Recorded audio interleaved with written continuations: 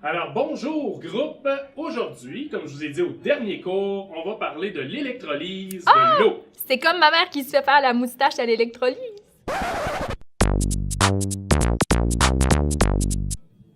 Une molécule est un assemblage de deux atomes identiques ou différents, unis par des liens chimiques.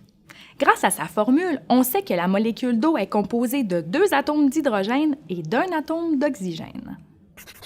Contrairement aux atomes, les molécules sont divisibles. Il est possible de séparer les atomes qui composent une molécule en brisant les liens chimiques qui les unissent.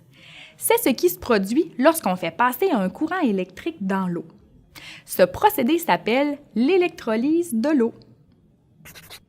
Au cours de ce processus, les gaz hydrogène et oxygène sont libérés sous forme de dihydrogène, H2, et de dioxygène, O2, ce qui correspond aux deux constituants de la molécule d'eau. Le matériel nécessaire pour effectuer cette expérimentation est deux éprouvettes remplies d'eau, un support à éprouvettes, un contenant de verre avec deux électrodes remplies d'une solution d'eau saline, deux fils électriques, une source de courant, un crayon feutre et des lunettes de sécurité. Pour y parvenir, on aura besoin d'effectuer le montage suivant. Ainsi, lorsque le courant passera dans la solution d'eau saline, le dihydrogène, H2, sous forme gazeuse, se retrouvera près de l'électrode dans l'éprouvette reliée à la borne négative de la source de courant. Le dioxygène gazeux, O2, se retrouvera plutôt dans l'éprouvette reliée à la borne positive. Pour faciliter l'expérimentation, on peut écrire ces informations sur les éprouvettes à l'aide d'un crayon feutre.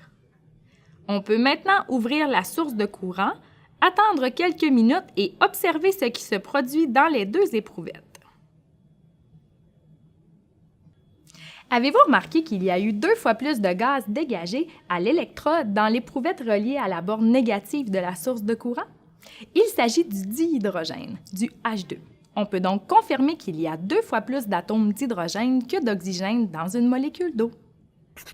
Pour s'assurer qu'il y a bel et bien du dihydrogène dans cette éprouvette, on pourrait récupérer le gaz présent et effectuer le test de la flamme.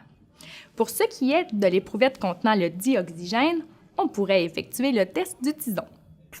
Si tu as d'autres questions sur l'électrolyse de l'eau et sur les tests d'identification des gaz, je t'invite à visiter notre site Internet et à t'abonner à notre chaîne YouTube.